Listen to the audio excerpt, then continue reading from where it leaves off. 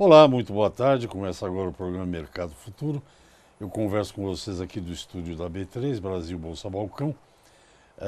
Esse programa que você vai assistir agora, lembre-se que simultaneamente ele é exibido no Facebook, na página do canal no Facebook. E depois de alguns dias ele vai para o canal que nós mantemos lá no YouTube. Então fica lá o programa, você pode assistir quantas vezes quiser e o dia que quiser, a hora que quiser. Essas são as facilidades tecnológicas. Bem, eu não vou repetir tudo de novo, mas o Brasil é líder absoluto no setor de laranja e de suco de laranja. A introdução rápida e editada, como se diz em linguagem jornalística.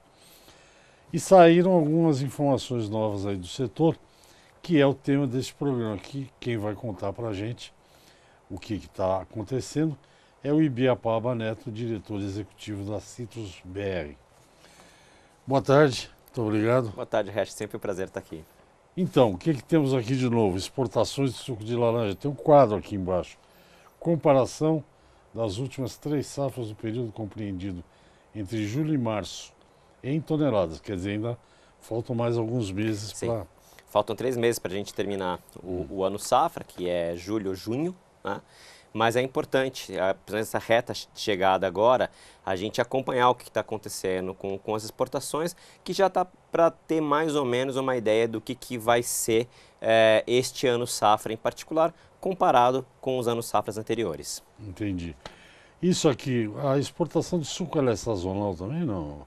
É de julho a junho? Não, assim, existem alguns períodos que você exporta um pouco mais, mas por questões logísticas, porque também você começa a colocar o estoque novo dentro das fábricas, conforme você começa a produzir suco novo, então você vai tirando aquele suco da safra anterior que tá armazenado e vai mandando para os armazéns ao longo do mundo. Nessa última safra foi um pouco diferente, porque como o estoque ficou muito baixo, ficou praticamente estoque zero, então foi uma reposição de estoque literalmente, porque a gente estava praticamente sem estoque. Então o que acontece? Normalmente você tem um ritmo aí de entrega de suco que ele é mais ou menos em torno de 90 mil toneladas por mês que o Brasil acaba exportando. Às vezes um pouco menos, às vezes um pouco mais, dependendo do ano. Nos anos anteriores, a média tinha sido um pouco menos. Neste ano tem sido um pouco mais. As exportações em relação ao ano passado, elas estão quase 30% acima no mesmo período. E 4 e pouco por cento acima se comparado com a safra anterior. Por que isso acontece? Como a gente já falou aqui em outros programas, Hash, a safra passada foi muito pequena, uma oferta de fruta muito pequena, produziu muito pouco suco e isso acabou impactando na produção total. Então, quando a gente compara esse ano com o ano passado, a gente tem que tomar um pouco de cuidado, porque não está tendo um aumento de demanda de 30% na procura de suco. O que acontece é que a gente está voltando mais ou menos para a vida normal, um pouco acima do período anterior, da safra 15 e 16, o que é uma ótima notícia. Quando você fala esses números aqui, deve ser Secex, eu não sei. Secex. O suco saiu daqui, independente se ele vai para um armazém na Flórida ou sei lá, em Roterdã, ele saiu, ele é considerado exportado, é isso? Exatamente, ele é considerado exportado. Porque pode dar uma diferença, né? Está exportado, mas está guardado lá, não está vendido. Exatamente, isso é uma confusão que acontece bastante no setor, que o pessoal fala assim, mas você aumentou a exportação em tantos por cento. Exportação não é venda. Primeiro você faz a exportação, você movimenta o seu estoque do Brasil para o exterior, né? E lá no exterior você faz a venda. Existe uma modalidade de venda direta para terceiros.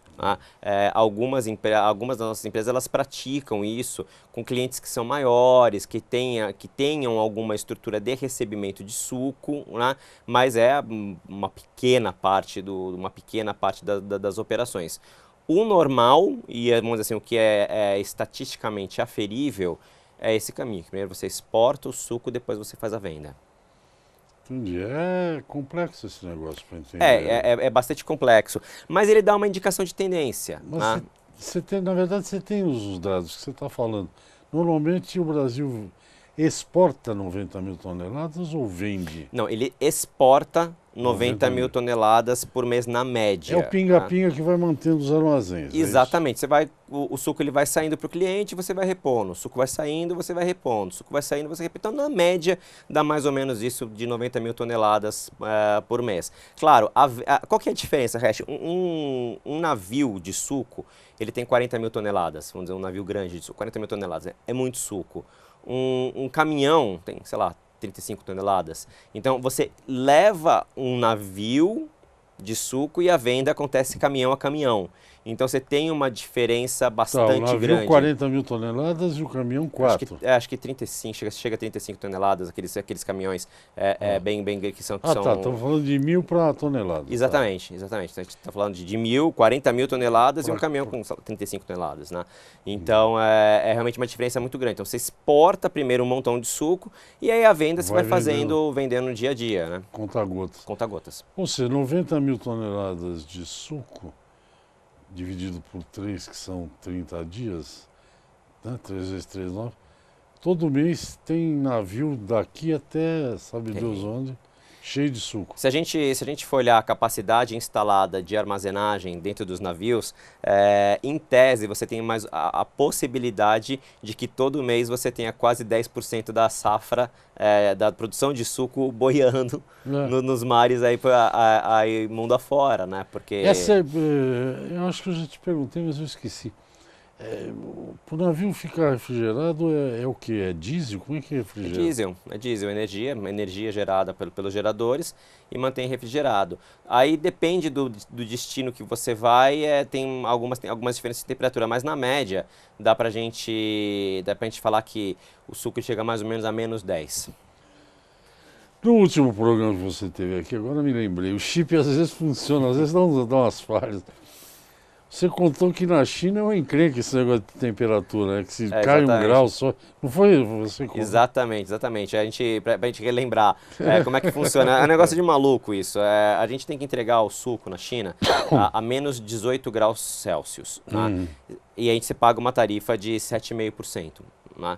Se ele chega a menos 17,9%, dispara uma tarifa e isso vai para 30%. Né? Então isso obriga as nossas empresas, além de ter um custo elevadíssimo de energia elétrica, né, para você conseguir manter essa temperatura tão baixa, você tem que entregar a tambor. Né? Você tem que levar a tambor, não dá para você levar a granel. Eu achava que tambor não se usava há muitos anos. Não, se usa bastante ainda. Se usa bastante ainda. O mercado chinês é um mercado de tambor. De tambor. Bom, ainda bem que eles bebem pouco suco, porque senão haja tambor, hein, cara? Então, mas também se aumentasse o volume para a China, mesmo com essa tarifa, compensaria você fazer um investimento em terminal, né? Se tivesse volume para isso. Né? É que não tem, infelizmente, ainda. Mas a gente tem falado bastante com o governo brasileiro sobre isso, o governo brasileiro tem apoiado bastante a pauta da Citrus BR nesse assunto e a gente tem esperança de que isso possa ser revisto, até porque a China ela andou trocando algumas caneladas diplomáticas, né, com os Estados Unidos, inclusive impôs para os Estados Unidos uma sobretaxa no suco de laranja. E isso pode abrir uma janela de oportunidade para a gente que pode ser interessante. Nós vamos para um intervalo, eu converso com o CEO da Citrus BR, diretor executivo Ibiapaba Neto. Só antes do intervalo, para o Ibiapaba relaxar mais, né? O Martin Wolf, que escreve no Financial Times, é o principal editor, né, financeiro, sobre China e Estados Unidos, ele escreveu recentemente uma frase brilhante, não sei se eu já te falei. Não. Quando o elefante briga, quem sofre é a grama. É isso aí. Vamos ao intervalo, eu volto já. Ok, estou de volta ao programa Mercado Futuro, converso com o CEO da Citrus BR, congrega as principais empresas exportadoras de suco, Ibiapaba Neto. Eu estava olhando aqui no intervalo, o Brasil, tá o negócio do elefante lá, o Brasil, primeiro que a China e os Estados Unidos não vão brigar muito, porque os chineses, além de tudo, têm trilhões de títulos do Tesouro Americano. É verdade. Quer dizer, o poder de manobra deles é muito maior do que sai na imprensa. O Trump faz lá suas tuitadas, as né? trampices dele. Eu estava olhando no intervalo, assim, enquanto eu falava com você, é o seguinte. O quadro aqui é 2015, 16, 16, 17, 17, 18. No mundo, conforme você falou, houve um aumento de 4, 5%. Sim, nas últimas 3 safras. Você me explicou o que pode ter acontecido na Europa, porque na Europa está dando que teve uma queda aqui entre as 2 últimas safras de 11%. Mas pode ter alguma coisa que dá uma... Tem uma máscara aqui, pode ser... Pode ser. Qual que é a questão? Quando a gente, mais uma vez, a gente está comparando safras parecidas agora. A safra retrasada com a safra atual que a gente fechou. Que a safra passada foi muito, muito pequena, então ela é ruim de a gente comparar, ter como parâmetro. Então o que acontece? Como a gente exportou nesta safra um volume muito grande de suco para os Estados Unidos, justamente para suprir a deficiência de produção interna do mercado americano por conta dos efeitos do furacão Irma, que infelizmente passou em cima dos pomares da Flórida, você levou muito suco para os Estados Unidos. E aí você tem uma questão logística. Você tem um número limitado de navios. Então, como o mercado americano precisou muito, levou-se muito suco para o mercado americano. Então, a gente ainda tem tempo de recuperar esses menos 11,2% que é o que a gente ainda não levou para a Europa. Então, não dá para a gente ter certeza que isso que a Europa, se ela está demandando menos suco, né? Ou se a gente tem uma questão logística, aí porque levou-se muito suco para os Estados Unidos. E não tem tanto navio assim. Eu tenho a impressão, Hash, que houve uma destinação de suco num volume muito grande para o mercado americano e eu tenho esperança de que a gente consiga reverter até o final da safra essa tendência na Europa. Se você pegar aqui, ó, eu estou falando dos números que eu estou com o papelzinho na mão. Para os Estados Unidos, safra 15-16, foram 141.570 toneladas de suco. É isso aí. No ano seguinte, caiu para 139.752. 17-18 é esse que nós vamos acabar agora. Foi para 226, quase 230. Colocou 100 mil toneladas em cima. A mais, Então pode ser mesmo sem navio aí. Assim, se for, tem uma lógica, né? Porque assim, toda vez mercado de suco de laranja, por mais que você tenha alguns movimentos, que você tenha uma tendência a uma queda de consumo, a queda de consumo, ela vem ali mais ou menos num patamar que você conhece, né? É difícil você ter esses saltos muito grandes para cima ou para baixo. Toda vez que a gente percebe um salto muito grande para cima ou para baixo no mercado, é porque tem alguma interferência de alguma coisa. Assim. Então, assim, ele é um mercado que ele é muito estável, né? E a tendência dele costuma ser estável. Então, toda vez que você vê uma coisa dessa, poxa, menos 11% é muita coisa, né? Então, é provável que tenha uma questão logística. A Europa é o maior consumidor, não é? Sim, 70% dos nossos embarques, na média, vão para a Europa. Provavelmente, esse ano, a Europa deve ficar com uma fatia menor do que 70% por conta da demanda americana que aumentou. Com essa redução brusca aí da safra americana, houve reação nas cotações na Bolsa de Nova York? Houve bastante. Isso já foi precificado. Eu não estou acompanhando, mas... Já foi precificado, Hash. Na verdade, você já teve um período em que aumentou bastante as cotações. E agora, depois quando começou a entrar essa safra que vai começar a ser colhida agora, as primeiras notícias quando começou a entrar as notícias dessa safra que a gente terminou de colher agora e processar, que foi uma safra muito grande, você teve uma acomodação de preço. O que acontece? Esse ano foi muito atípico, porque foi um ano que você teve uma grande produção, você teve ainda assim bons preços de suco e teve bons preços de fruta, justamente porque a indústria estava precisando repor estoques. Então foi um ano assim, acredito que seja memorável e que é uma conjuntura que vai ser difícil dela se repetir de novo. Agora, foi bom para todo mundo. No final das contas, quer dizer, o suco foi valorizado, a fruta foi valorizada, a gente conseguiu recompor parte dos estoques. Produziu. E ainda assim, dependendo do tamanho que essa safra chegar agora, 18, 19, não vai ter muita gordura. Dependendo do tamanho que a gente vai saber agora, no dia 9 com Fundecitrus. Mas dependendo do tamanho da safra, não vai ter muita gordura. Então a gente vai chegar em 2019 também com estoque mais ou menos ajustado, o que é bom para todo o mercado. Está se esperando aí coisa de perto de 400 milhões de caixas, é isso? Isso foi o que fechou. Essa safra ela fechou em 397 milhões de caixas. É difícil a gente especular sobre safra. Não tem bianualidade. Tem bianualidade. Tem? Tem bianualidade. A laranja ela é muito parecida com o café. Então, o que se fala no trecho, como se diz, é que vai ter uma safra significativamente menor do que essa a 17, 18. Menor, mas não vai ser 200, né? Cai 10, 15%. Não. Pode ter, assim, o mercado fala alguma coisa entre 20% e 30%. É porque também, Hash, a safra passada, ela foi a maior produtividade da história da citricultura. Foi a primeira vez que, na média, os pomares eles renderam mais do que 1.000 caixas por hectare.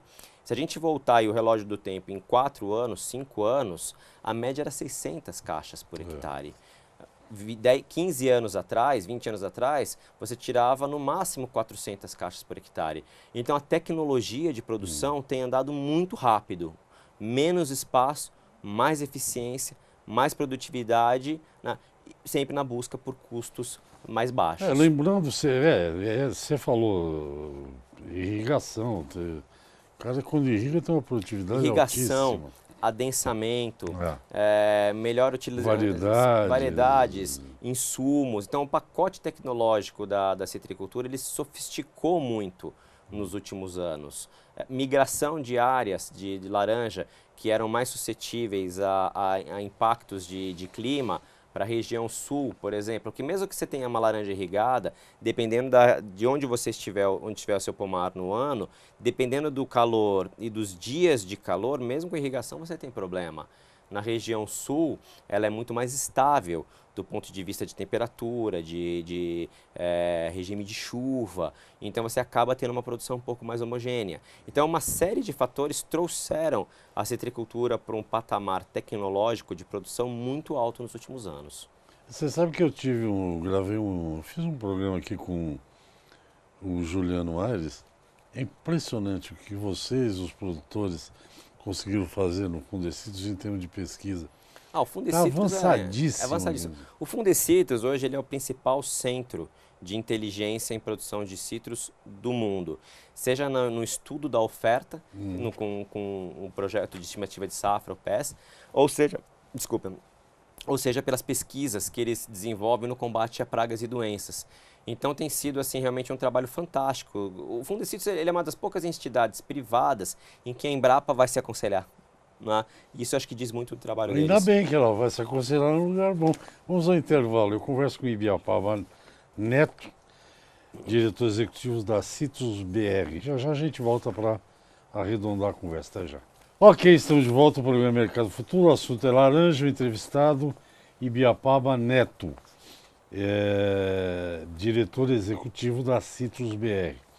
Vamos mudar um pouco da praia de pesquisa para outra pesquisa.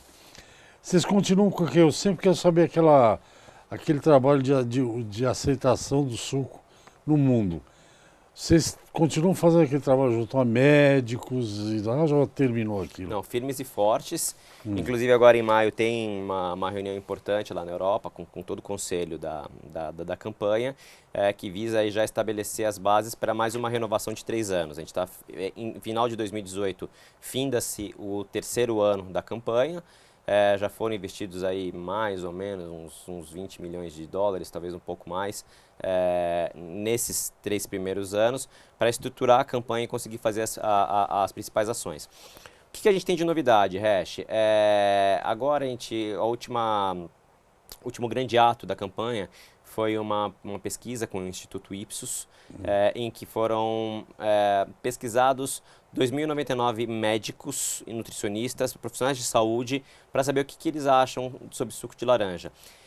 E essa pesquisa, ela trouxe para a gente quais são as lacunas de informação que esses profissionais têm e, acima de tudo, o que a gente tem que fazer para trabalhar com essa turma, o que eles estão precisando em termos de informação para que seja levado para eles. Isso dá as bases para que a gente produza essas informações, leve para essa turma nesse ano e no ano que vem a gente volta e pesquisa a galera de novo. E aí você consegue ver qual que é a evolução no conhecimento deste público específico sobre o suco de laranja e, acima de tudo, como que ele recomenda o suco de laranja para o paciente dele, que é o mais importante, né? Então isso tem sido um trabalho de bastante inteligência para que a gente possa realmente dar uma base científica para a cultura do consumo do suco de laranja e aí, enfim, prover o mercado com todas as informações necessárias. Eu não sei o que as pessoas querem saber, mas, por exemplo, eu tenho certeza que suco de laranja não engorda. Certeza As absoluta. pessoas perguntam isso? Muito. A confusão hoje em dia é a questão da caloria do suco de laranja ser um produto calórico, ela continua, mas ela é menor do que a pressão do açúcar. Embora o suco de laranja ele não tenha açúcar adicionado, que é hoje uma grande discussão no mundo da nutrição, ele acaba carregando um pouco o estigma do açúcar adicionado. E, aliás, foi uma coisa interessantíssima, porque uma das coisas que a gente perguntou na campanha, nessa pesquisa, foi justamente se suco de laranja tinha açúcar adicionado ou não. E um percentual altíssimo respondeu que sim, que tinha açúcar adicionado, mostrando desconhecimento sobre suco 100%. Por que isso é importante? Porque já faz um bom tempo que nós, a CitrusBR, por meio da Associação Europeia de Sucos de Fruta, a IJN, a gente tem conversado com a Comissão Europeia para permitir que se coloque no rótulo de suco de laranja 100%, de suco 100%, de qualquer sabor, sem açúcar adicionado. E a Comissão Europeia sempre respondia para a gente: pessoal, vocês estão doidos? Todo mundo sabe que suco de laranja, suco 100%, não tem açúcar adicionado. Então, no final das contas, não sabe. Nem um especialista sabe o que dirá o consumidor. Então, esse tipo de informação ela é super importante para que a gente ajude, inclusive, o poder público a induzir as políticas corretas de informação para o consumidor. Até porque você falou das lavouras altamente tecnificadas e tal. A gente aqui no mundo urbano, cada vez a gente tem uma ferramenta nova, está tudo indo muito depressa. Eu tomei uma surpresa outro dia, não que eu tenha problema de pressão alta ou baixa, não que eu saiba, mas eu fui comprar uma dessas batatinhas palha que você come com estrogonofe, digamos assim. Eu não lembro nem a marca que é, sem adição de sal. Hoje em dia dá para fazer todo tipo de alimento. É impressionante. Digamos que tivesse suco, que tivesse açúcar, além do natural, daria até para tirar. Tiram lactose, tiram tudo, né? Essa é uma discussão, Glúten. essa é uma discussão interessantíssima, Resch, que o que se fala hoje em dia é do valor intrínseco do alimento. Claro. Só me dá um... Por que o produtor, sei lá, Cutrale, Cargill não tem mais a coisa, vou lá do Grupo Votorantim, Fish e tal, por que eles iam encarecer o produto deles pondo açúcar? É um produto a mais, né? Exatamente, mas bom ponto. A gente produz o suco 100%. O que vai ser feito com isso depois é assunto do engarrafador. E aí ele pode vender o suco 100% ou ele pode ter as linhas de néctares e refrescos. No caso do néctar, você tem adição de água, açúcar e outras substâncias para que você dê sabor e espessura para a bebida. Né?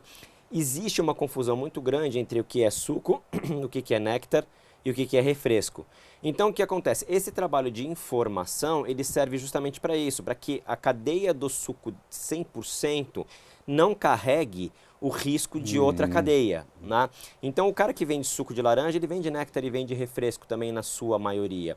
E a gente não tem nada contra, quer dizer, o néctar ele acaba sendo uma bebida de entrada para a categoria de suco e é bom que exista, mas é fundamental que as pessoas entendam o que é o suco de laranja e qual que é o valor intrínseco daquele produto. Porque você tem uma frutose nele, mas ela é metabolizada de uma maneira diferente. Quem passa um aperto terrível hoje em dia é a cadeia do leite, porque a lactose ela se converte em açúcar. Tá? E aí o que eles estão querendo colocar é como se o leite tivesse uma taxa alta de açúcar. Então, alguns alimentos, essa discussão dos valores intrínsecos tem sido bastante discutidas. E no mundo, Resch, em que leite e suco 100% não faça bem para a saúde, você vai consumir o quê? Pois é, estava me perguntando Não é? justamente isso. Não, e tudo se tem em rótulo hoje. Manteiga que eu uso em casa, é manteiga mesmo, não é coalha, essas coisas, não. Manteiga. Tá lá, tem leite, né, manteiga. Que é o primeiro ingrediente. Leite, Ah, essa que eu uso tem urucum para ela ficar amarelinha, né? Meio, né? Todo mundo já sabe qual é, né? Que é a aviação. Não tem glúten, tudo está escrito. Por que vocês não podem escrever não contém açúcar?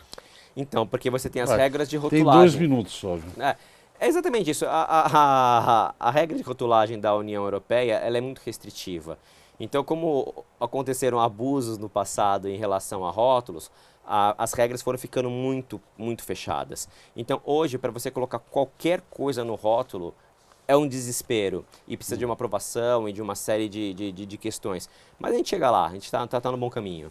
Não, porque o consumo de suco, na verdade, na Europa, ele não está caindo nos últimos anos. Ou Não, ele caindo cai pouco. Nos Estados Unidos é mais preocupante do que na Europa. É que tem aquela história do suco não concentrado, do NFC, que o consumo sobe. Então a gente tem uma tendência no NFC que ela é bastante interessante, né? É que a gente ainda não conseguiu virar o volume do concentrado, mas estamos no caminho. Esse negócio do politicamente correto cansa um pouco a minha beleza, sabe? Não pode isso, não pode aquilo. Suco de laranja, algum bobão lá nos Estados Unidos falou que engordava, todo mundo acreditou. Suco de laranja não engorda. Não engorda. Cara, eu sem suco de laranja não sou ninguém de manhã. E são as duas coisas, suco de laranja e depois café. São 112 calorias, Hash. 112 calorias. É menos do que 5% do que você precisa para ficar vivo. Então não tem como suco de laranja, um copo de suco de laranja te engordar. A questão são os excessos. Excesso de tudo faz mal. Tá certo. Até de água. Se você beber muita água, você morre afogado. É verdade. Este foi Ibiapaba Neto, aqui no programa Mercado Futuro. Nosso tempo acabou. Diretor executivo da Citrus BR. Muito obrigado mais uma vez. Eu que agradeço. E eu não esqueço, velho é uma coisa dura. Não esqueço aquela história da viola, mas um dia eu consigo que você venha com a viola. Obrigado, até o próximo.